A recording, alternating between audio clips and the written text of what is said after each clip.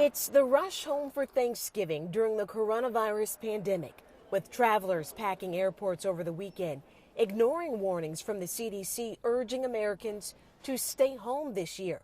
According to the TSA, over 2 million passengers went through checkpoints at U.S. airports Friday and Saturday.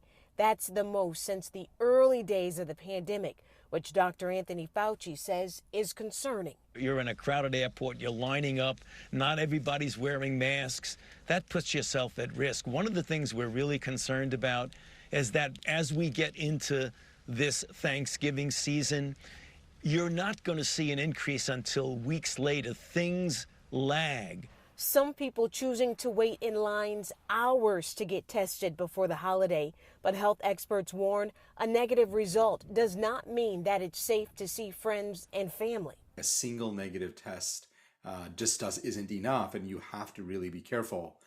That's why this holiday season we've decided as a family not to do anything and just stay in our household, which I think is really, unfortunately, the only safe thing to do over this Thanksgiving. Coronavirus-related deaths have increased in at least 41 states in the past week, and many hospitals are already overwhelmed by patients, with doctors saying it will only get worse. We're already running out of nurses and respiratory therapists. We are terrified, and we really can't plead strongly enough with Americans to spend Thanksgiving at home. The surge in new cases causing Los Angeles County to enforce stricter measures. Beginning Wednesday, both indoor and outdoor dining at bars and restaurants will be closed.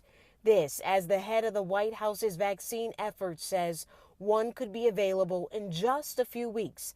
Pfizer submitting an application to the FDA Friday for emergency use authorization of its COVID-19 vaccine. Our plan is to be able to ship vaccines to the immunization sites within 24 hours from the approval. So I would expect maybe on day 2 after approval, on the 11th or on the 12th of December. But even with the prospect of a vaccine starting to roll out in a few weeks, health experts say it's necessary to take the coronavirus seriously. There's light at the end of the tunnel right now. Try not to be the person who gets infected in the last 2 or 3 months of the acute phase of this pandemic. We need to just get through a very difficult period right now.